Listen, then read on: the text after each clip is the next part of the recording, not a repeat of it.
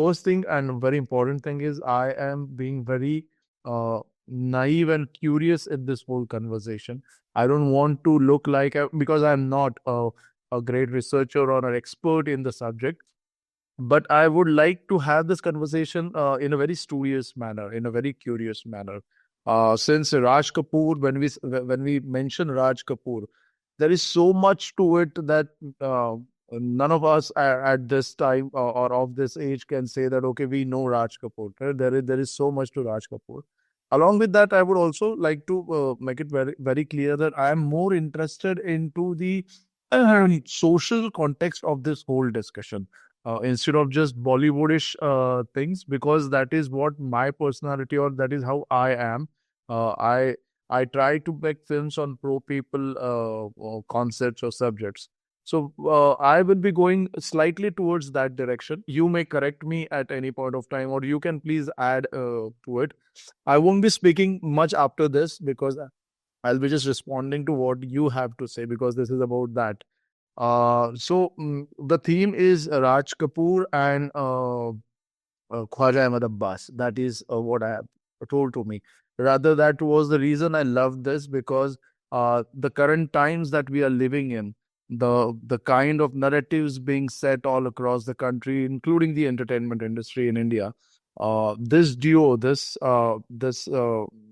association excites us so much. We just can't think enough of those times when these two were like into the mainstream and they created some wonderful synergy together. So I'll begin with that exactly. These both were they both come from a left leaning school of thoughts, and they bravely and very interestingly and in a very popular manner put together their thoughts into the cinematic wonders. So, in what way their political leaning, or that must have shaped this whole journey? What do you think? Basically, I think that you could say that actually the mind was K. Abbas and the soul and spirit was Raj Kapoor. So that combination is a very interesting combination. I think their politics, and specifically Abbas's politics, came through the strongest in the film Shree, because there the dialogue and the dynamics between the rich and the poor, the politicians and the non-politicians, the politicians as crooks, so all of that is in that film.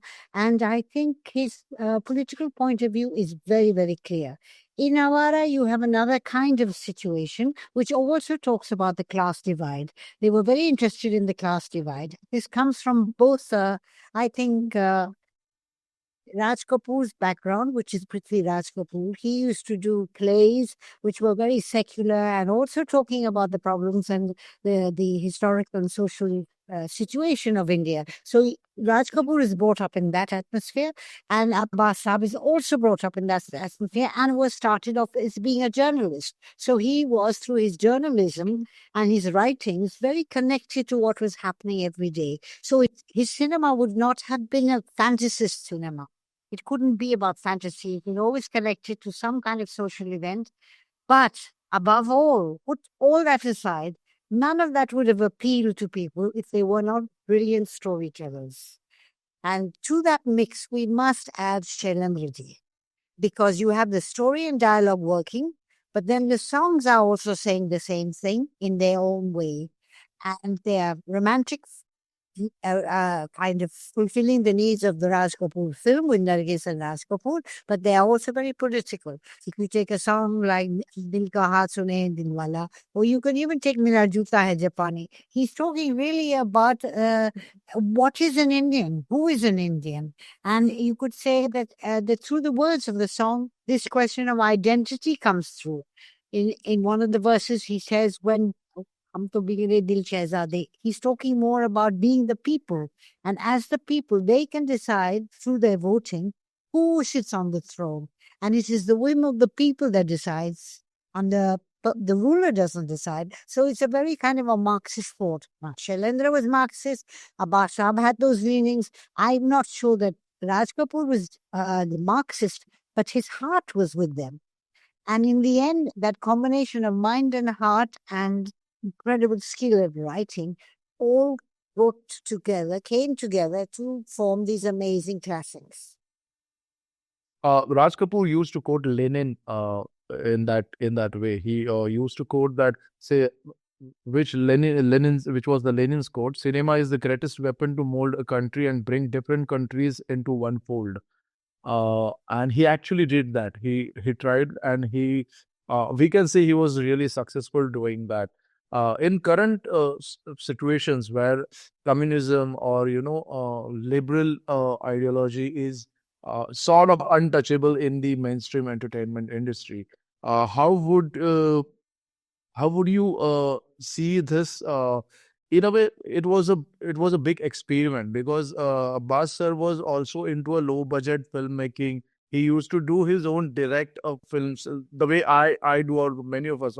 There is no comparison, of course, but we all try to do low budget films.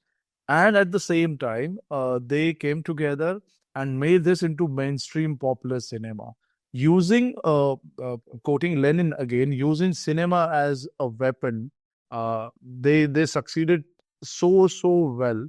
How do you reflect to this in those times, and how do you look at this interesting combination? Like, I am doing my own small budget things, but at the same time I'm taking this idea to a bigger screen, to a popular domain.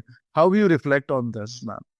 I would say that both Abasam and Raj Kapoor and their films, you have to see them in their time. Their time was a very specific time. The best films were in the 50s. That was an era, some years after independence. There was Nehru was there, and the whole country was going through a sense of renewal and identity and assertion of identity. So the circumstances were very, very different.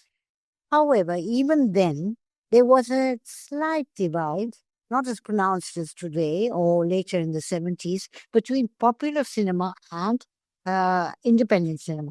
However, in the 50s, Abasab didn't make his films. It was much later.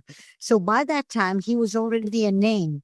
People knew his name, so he could, I'm sure, find enough funding to make the smaller film.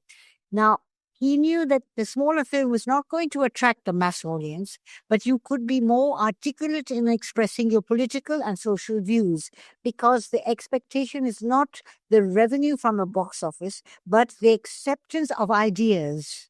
Whereas Raj Kapoor's films was the acceptance of the film as entertainment above all, because the budgets were much higher. He was a star, so the expectations of a star is much greater. Nargis ji was also a star. So, and all those elements were there. Plus, what I think Abbas Saab did not have as much as Raj Kapoor had was a total understanding of how to use music in Indian film. And without music and lyrics and songs in Indian film, you do not touch audiences, really, not mass audiences. And in their time, and even now, when you hear their songs, they're still touching people. Gotcha. And if you see on YouTube, there are Russian versions of Mera Naam Hai, Mera Hai Japani. And you will see that it's the music and the words of the songs that touch the mass audiences. So Raj Kapoor he was a very musical man. He understood how to picturize a song, how to get the best lyrics from Shailendra or Hasrat Jaipuri and Shankar and Jaikishan. So we must say they were a fabulous team with Abasa. Now, why did Raj Kapoor not write his own scripts, really? It's because I think he was Pathan. He was not really a writer. He's a filmmaker. And also his Urdu Hindustani was not as good, obviously, as Abasam. So when you see the dialogue of something like Awara or Shree Chasubis, you see fabulous Urdu, fabulous diction. And Abasam knew that the films he made, like South Hindustani and the other films, are not going to have that same appeal. But they were perhaps closer to his ideology. So you have to make that distinction. And if you're a very, I would say, skilled screenplay writer, you should be able to do both quite comfortably, because you know the brief of both and your heart is in both places. Abbas Saab's work with Raj Kapoor is impeccable. There is no holding back anything. It's a beautiful dialogue, beautiful dialogue. When we talk about music, ma'am, a song like Raaya Vasava, it still hits in your mind for no reason. I mean, you're just walking on the street and you do think Raaya Vasava. So, later there was a film made with this title in Bollywood. I'm not sure about that film, how it worked, but that kind of music, that kind of, symphonies in a way in Indian context, they both created together. When we look at Ramaya Vastavaya, they are actually underlining a very important divide in society. If you see the visuals of the song itself, but in a very positive or a very appealing way. You need not, what they must have taught us, that you need not be cynical about things when you are raising an issue, but you can also be very positive and still raise an issue. How do you look at this in current context? Because currently there are direct two divides. Either you be very cynical about the situation, or you just leave the reality behind and say nahi ye to aise hi chalta hai, films are only for entertainment. Let's focus on that. And also, I'll club it with this thing. Indian films are known for their music, and the big credit goes to these two because they actually laid the foundation to it. Shailendra Shankar Jaikishan rather than Abbas Saab Raj. Yeah, yes. But because there are still are European countries, Russian countries where Raj Kapoor songs are still played in the pubs and the bars and the live orchestra. So, how do you reflect to the use of music in that context? Use of important social issues in a positive manner instead of getting cynical.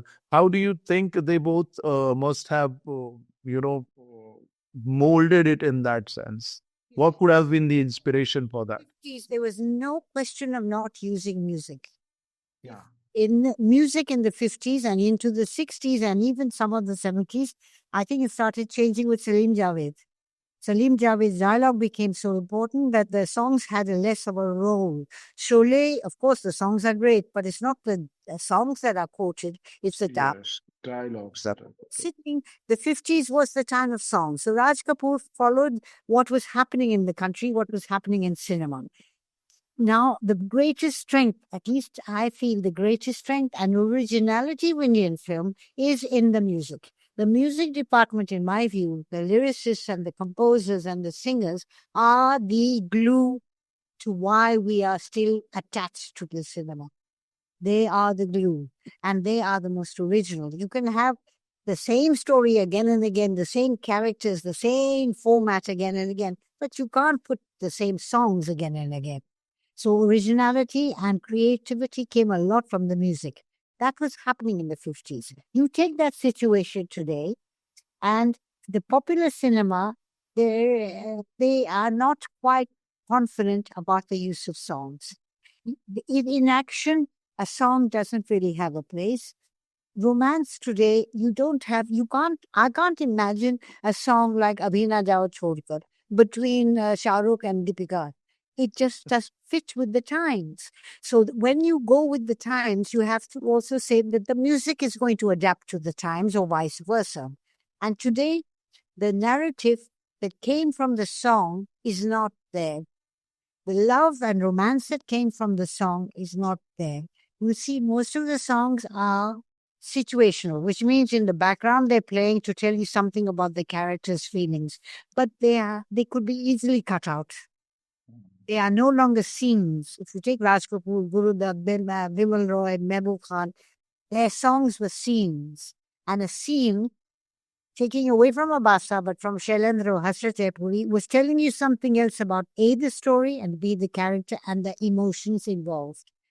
But today, you can't apply it because songs don't do that. I don't know. Sanjay Leela Bhansali may be somebody who uses the song in the old traditional way. But the lyrics of the songs, I don't think he uses them the way Shailendra and Sahir used to use lyrics. They are very different lyrics. And their politics and their social viewpoint is coming through the songs. Now, you take a song, a romantic song like Mere Mehboob Tujhe, Meri Mohabbat Ki Kasam. Who can sing it today? Can you imagine any of these guys, Karthik Aryan, singing this? And how will it look? It'll look crazy.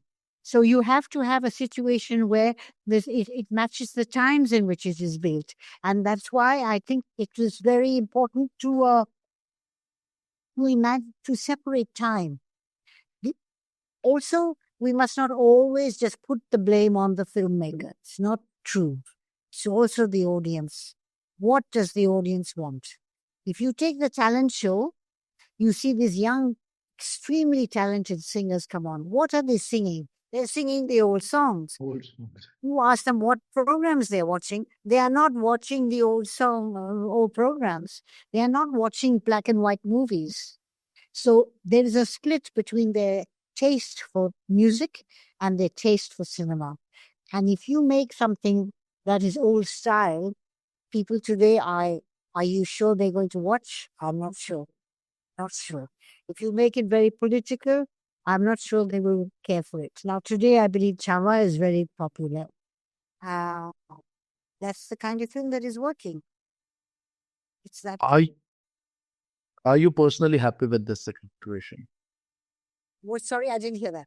Are you personally happy or unhappy with this situation? I'm not a filmmaker, and I tell you, you can't be unhappy because you can't live in the past. Today, Raj Kapoor is not there, and I don't see anybody fitting in the shoes of Guru Dutt today. So, how do you recreate? I mean, people, the great writers who would fit in Lata Mangeshkar's shoes or Mukesh or Rafi Saab. I don't think anybody, even though they're very good. They came at a time when music was and cinema was the only entertainment in India.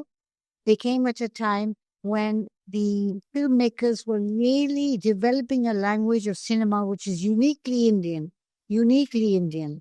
The use of music, the use of melodrama, and so on. And then as time went by, it got more diffused. Like culture everywhere in the world, it's got more diffused.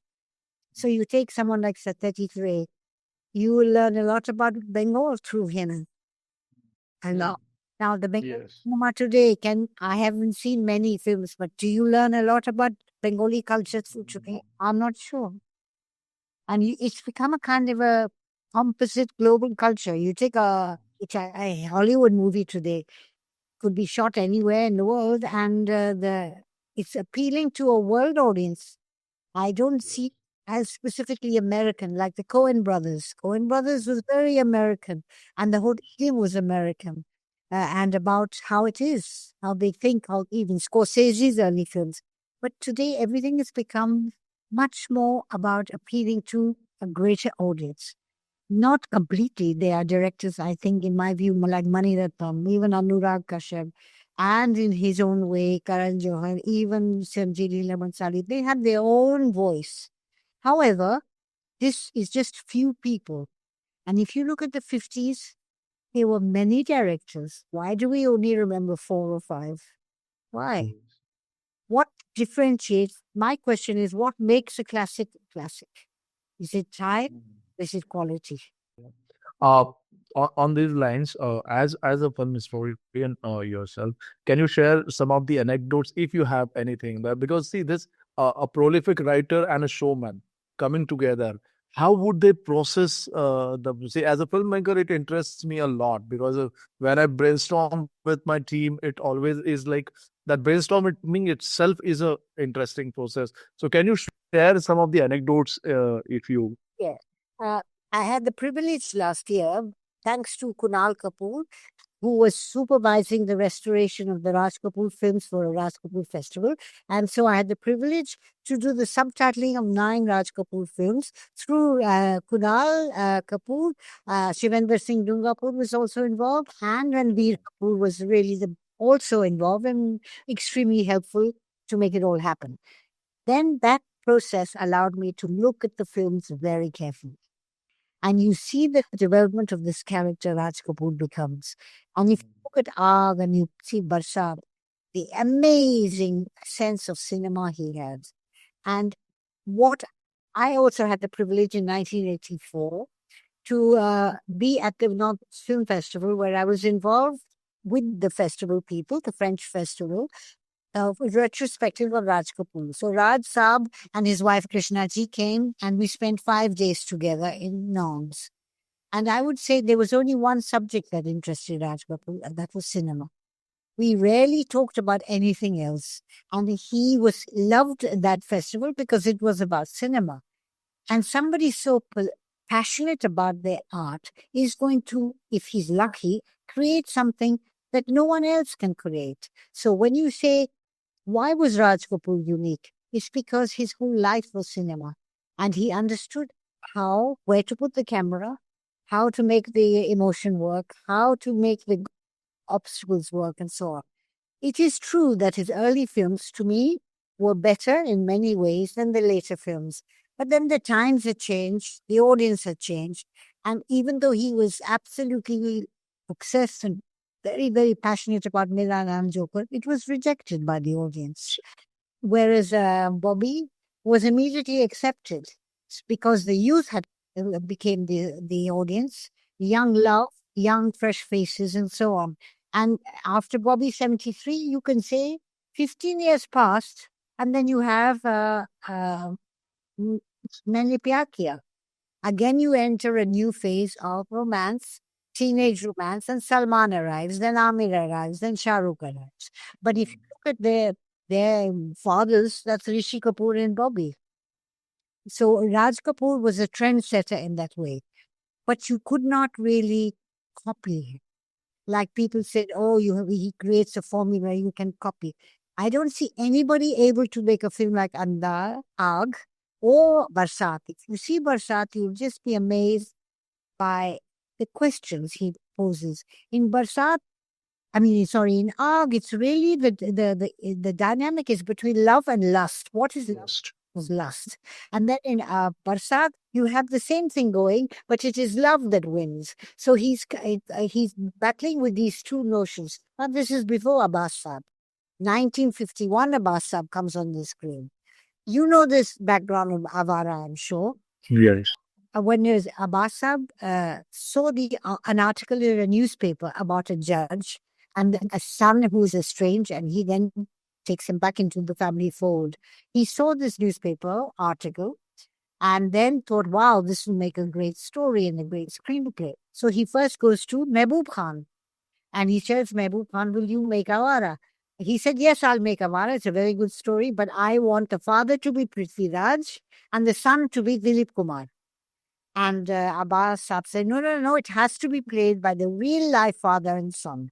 So then he goes to Raj Kapoor and he says, Raj Kapoor loves the story and says, absolutely, here's the signing amount, 1 rupee he gives Abbas Saab to seal the deal. But he said, you will have to go to my father because my father was playing the lead in all the films. Will he accept to play the father? So then Abbas Saab went to Prithvi Raj Kapoor and I think he charmed him or whatever and said the real hero is the father or whatever he said. And that's how Awara was cast. Wow. Nargis was working with him since and you can see the progression of even the performance of Nargis. And so by the time Awara came, and I have to bring up another film which was key to the approach that he took in Awara, and that is Mehboob Saab's Andaz. When you see Andaz, you realize why Abbas Saab went to him for that. Yes. Because he had an understanding of India modern, turning, divided between different kind of westernization and Indian. And Andaz, that's the whole thing. So Awara comes from that background. And then there's many scenes in it. If you look at Awara again, there's a scene in which he comes into the house for the first time, having run from the police. Raj is running from the police. He enters Nargis's house, which is a palace belonging to Judge Raghunath, Prithvi Raj Kapoor. And he looks around and he said, this is the grand palace. I bet you the judge is taking, he must have a lot of earnings under the table. So, and then you have a whole speech about who looks like a thief is, if he's wearing a suit and looks, completely upper middle class, he'll never be caught. But if he's poor, wearing old clothes, he'll get arrested. And that, if you look at that scene and that dialogue, that to me was the seed of Shree Service. That's, you can see, has been developed into Shree divide and the question of honesty and dishonesty. And how do you make it when Shree how do you make it in Bombay? Do you make it by being Dhobi wala? No, you don't. So he becomes the crook. So, I mean, it was always like, what choices, moral choices are your characters faced with? And that was much more the obstacle, the choice between good and bad, than a villain, an obvious villain. And Raj Kapoor was very good at that. He made the audience choose on moral grounds. This partnership of almost 2 decades and five odd films, Awara to Bobby. How do you see this, transition in a political commentary, in a style of a cinema, and in a way, Bobby laid foundation to lot many new tracks in Bollywood. Further to that, the deficit of Bobbies everywhere. So how do you see this? How do you see this transition? In Bobby, the question is the inter-religion marriage. He doesn't make it Christian and Hindu, but he makes it class. Because he says that she's poor, fisherman's daughter, and मैं तो बड़ा आदमी हूँ, is Pran's character. So underlying the love story, which could have been seen as a classic Romeo Juliet type story, he added thing of religion, but he doesn't emphasize on it. And absolutely emphasizing on class. Class meaning money. If there even more than money was class, because the fisherman, Premnath, says, I have money too. But he'll never be accepted because his class is a way that is not westernized. He's not wearing fancy suits. He drinks rum. He doesn't have whiskey. All those differences are established. So again, you see Abasam and Raj Kapoor are saying the conflict is society. The villain is society. In Bobby, the villain was society. The social norms of regarding who is acceptable. And that what people do is often, Qayamat se Qayamat tak was another Bobby in which there's the social divide.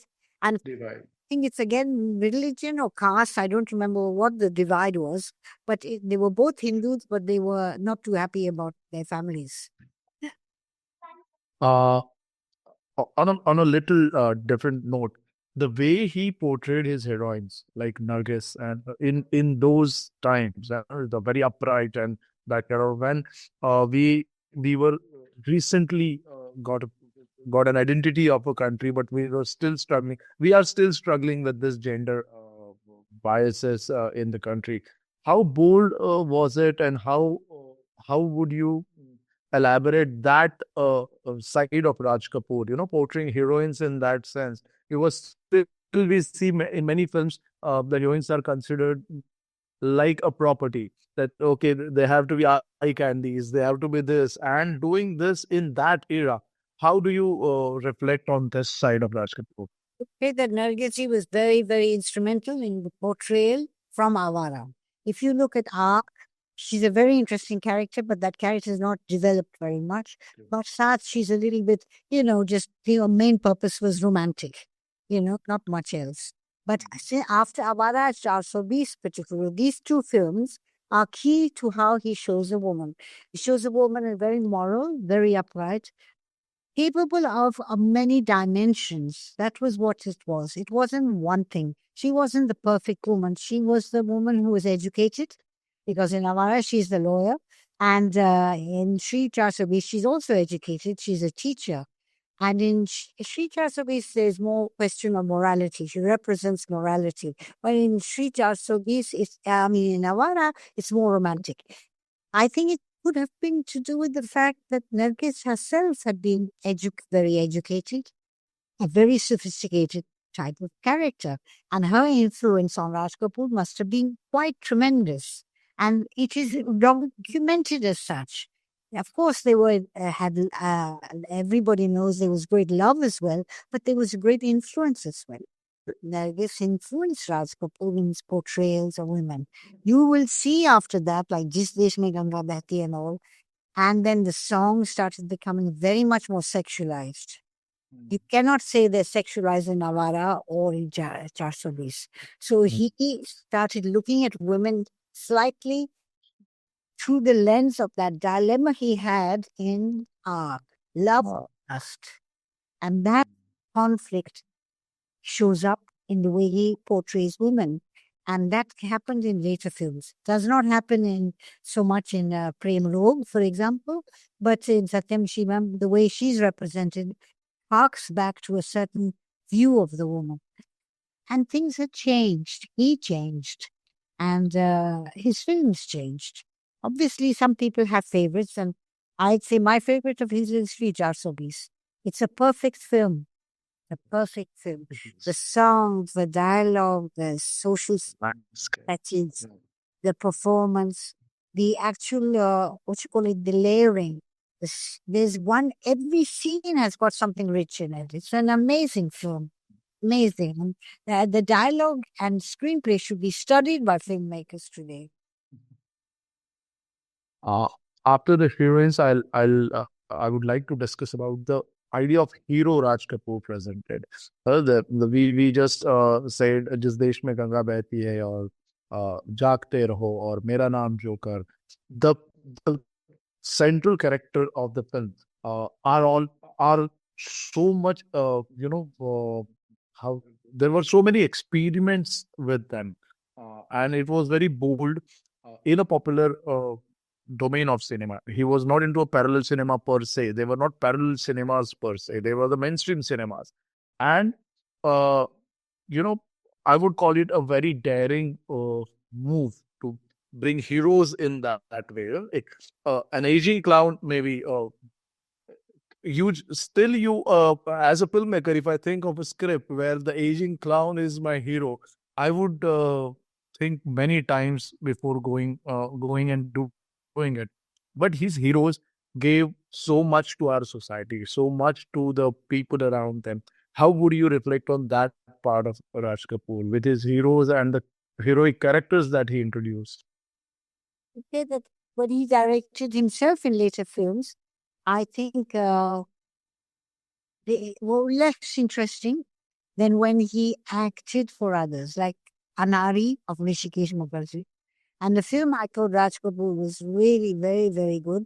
Andaz, he was brilliant under Mehboob Saab. Really brilliant acting. In fact, he and Dilip Kumar are just amazing in that film. And then in later years, we must never forget Tisri Kasam. Tisri Kasam is a Tisri Kasam. and Raj Kapoor has held it together. With Bahira Rahman, they've held it together. There is nobody else that mattered in that film but these two characters. His acting is wonderful. And to even, I remember interviewing Mahila Ji and she said no one really thought he would come along wearing a dhoti and be a cart driver. But he was wonderful in it. Postcard, but bullet cart. But he was wonderful in it. I think he really, if he liked the script and he liked the director, he was very good actor. But I will recommend anybody watching this to see his performance in Andaz with Dilip Kumar. It is world class performance. The scenes with the two together, just amazing, just amazing. And I think that he was a very fine actor, but it really depended on the director. So with Asu Bhattacharya or Rishikesh Mukherjee, he was very, very good. And Mehboob Khan, he was excellent. So sad that he act more with Mehboob Saab. Mehboob Saab often opted for Dilip Kumar. After discussing the broader part and going to the segments like heroes, heroines, now I'll come to the very important part of Raj Kapoor's film is the lyrics of his songs, the music. Where Dil Ka Haal Sune Dilwala says something in a different emotion, and Mera Juta Hai Japani says something in different emotions. We cannot really say that India was at its peak. Then we were still struggling to find identity, and that one song still gives a sense of pride, or it is still remixed or used in different kind of ways. That Fir Bhi Dil Hai Hindustani. This one line has been there for decades, and this has ignited something in many of these generations. I'm sure my grandfather was also influenced by that song, and something that, okay, fine, we are not industrial enough, we are not progressed enough, but we have something to cherish, and that is our heart. So his lyrics always infused something in the society. How would you reflect on the use of words, maybe with Shailendra or anybody else? How do you look at Raj Kapoor's that side of as a storyteller? To be honest, we have to give full credit to the lyricist. He will follow a brief, but in the end, it is his words. And I will say that the relationship between Raj Kapoor, Shailendra, and Hasrat Jaipuri wrote the romantic songs. Romantic song. He wrote every other song. And I think Shailendra obviously was known to be a Marxist.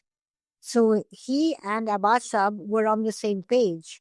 And what Shailendra knew very well, very, very well, was that when he would write a song, he would write in character of the song. He would use the kind of viewpoint that the dialogue expresses as well. So the song Kamin Dil Ka Hal, it is really about this character Raju in Shree Sabis. He's a naive fellow, and he will make this song which is part comic and part telling you about society. And that who will actually be open to hearing the story of people who have nothing. It is only the kind hearted people. So there's a social message as well. And Shailendra did this always very, very well. Hasrat Saab did the romantic songs very well. But all of these people knew how to make a film song. Because ultimately, this is not a poem that you read. It is words that will be made into images. So you are giving that responsibility to a filmmaker who should know what to do with them. So you cannot separate the authorship. The words, the tune, the singing, the direction, all of it is of one piece. You take a song like, I don't know, Awara Hu, you put that with somebody else, it's not going to be the same. If it wasn't Shankar Jaikishan, it would have not been the same. Without Mukesh, it would not have been the same. Without Lataji, so many songs would not have been the same. So I feel the most important thing in songs in Hindi film is that you cannot, any one person can claim authorship. They cannot. It's the singer, the words, the composition, and the picturization. There are 4 authors to every song. And Raj Kapoor knew this. And he delivered as a filmmaker, and he knew how to picturize songs beautifully. Shailendra knew he was writing for Raj Kapoor and what kind of music and character. Understood character. Hasrat Jaipuri, same thing. He understood character. And then you have the composers. Composers, Shankar Jaikishan, were amazing. Now, Lakshmikant Pyarelal, I did an interview with Lakshmiji once, and he said how Raj Kapoor loved the Rag Bhairavi. So he would write some songs in Bhairavi for him. And that is why Shankar Jaikishan often used Bhairavi. And Raj Kapoor he was a real musician in his heart. He could play the tabla, and he could play, I think, a violin or another instrument. So music was very much part of his personality. So I would say that the 50s have given Indian cinema the best music. And you can hear it today. People, as you said, they know Raj Kapoor, they know Guru Dutt, they know Bhuman Roy, they know Mehboob Saab. So these people knew that the key was the music, the key. You see so many films today, they are only remembered, Varun, because of their music. You can't sit through the film. I would not do anything. You cannot sit through the film. No. It's the song. It's just the song. And so Raj Kapoor knew this. And unfortunately, the song is no longer has the importance it had before. And it's not the fault only of the composer and the lyricist. It's not the fault, but it's partly, you can say, the audience doesn't really have the patience to sit through. And also the filmmaker doesn't insist on them sitting. You have Sanjay Leela Bhansali who does that. Karan Johar does that. But these are one-offs. This is not the norm. Yes. You know? And I've seen this new trend. I've just had a couple of more questions. I won't take much of your time, and I know uh, we have already exceeded your given time frame. Just couple of questions that interests me. Uh, One is very naive question, which I see these days. I have many filmmaker friends, lyricist friends. Uh, they always keep telling me that director comes to us like, okay, ये situation पे गाना दे दो. After shooting the entire film, and then they come like, okay, just give a song. And there's what's the purpose of the song? No, just I just need a song. I need a song for the promotion of the film, not a part of uh the cinema. I need a song to promote the film through social media or through the dance stage that will be carried in the reels and that will make it a viral content. So this journey of music in Indian cinema being the most essential part of the cinema, or the whole body, The most original. the most original part of the cinema, to becoming a marketing gimmick or a marketing product for the cinema. How do you look at this journey in many years as a film historian? It's very sad. If you see Vijay Anand or Raj Khosra's films, you take the songs are just brilliant. And actually, by losing this, they've lost the unique thing of Indian cinema. The unique thing. That is why in the early 2000 or 1900s or whenever, Karan Johar's films were very popular in the West. Among a certain minority, we can't say everybody, but it was also the music. They loved the music. Dil Se, Chaya Chaya, everybody and many, many, many people love Chaya Chaya. Now, when you see the RRR song, it's the RRR song that people had identified with, Natu Natu. So it is music that is seen as unique to Indian cinema, and the filmmakers and the situation is, as you say, they have lost the touch. Plus, I find sometimes quite a little bit shocking that they don't even understand the words. They don't even understand the words. They don't. They can have a song which does not relate to the situation. They paste it on it.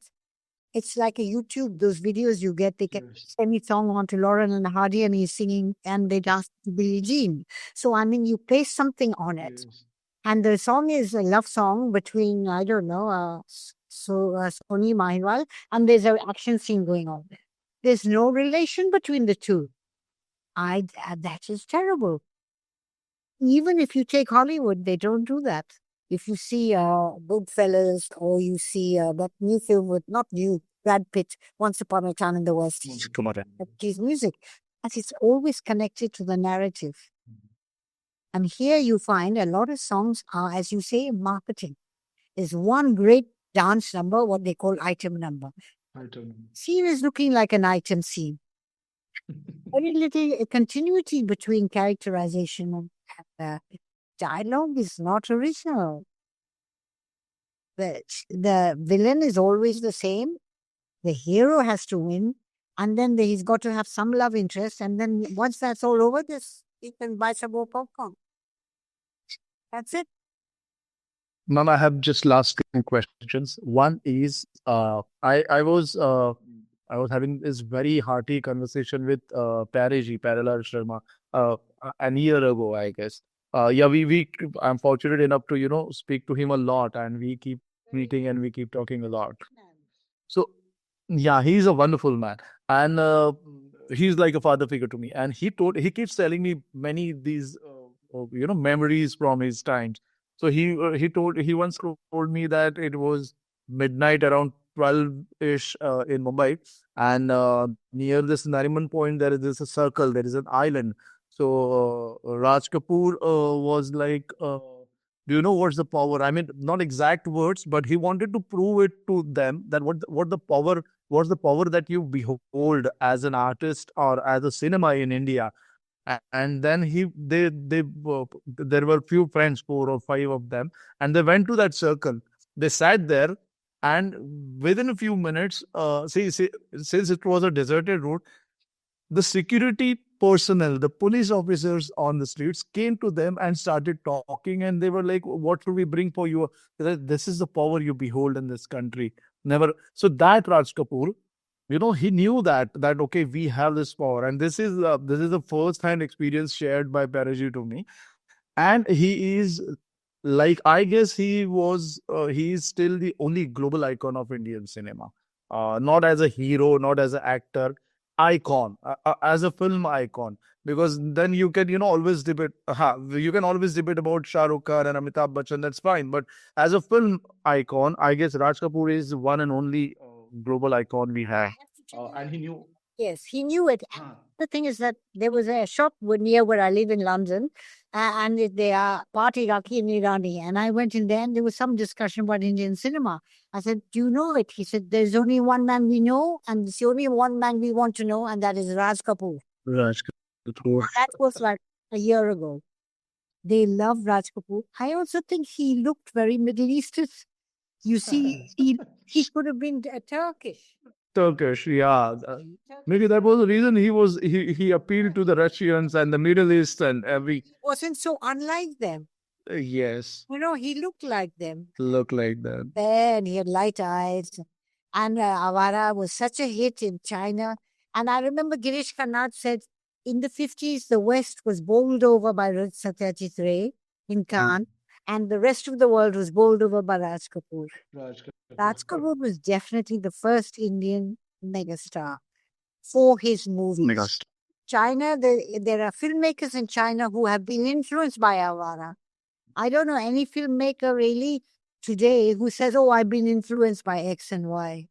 No, not from India. Yes. So he had a great power, but he was very Indian. Very. That is the last question I have. Yes, that is the last question I have. Since I am also a diehard, I can't call it, nobody calls it a fan of Charlie Chaplin. We are like devotees of Charlie Chaplin. So Chaplinesque, portrayal of a character and bringing it to India and still maintaining the originality of his own. Chaplin and Raj Kapoor, because I remember when I was a kid, there was this the Rangoli in I come from a very small village, so there was this Rangoli competition, and someone had drew Raj Kapoor from Shree 420, and down there he had written India's Charlie Chaplin, and uh, but still, it never felt like a cheap copy of a Charlie Chaplin. It never. There has been many attempts of I don't know whether we can quote this or not, but adapting Godfather into Sarkar or whatever. But this was so original and still so Indian. What legacy Raj Kapoor has made for us? It's been 100 years since this legend actually walked on this land of this nation.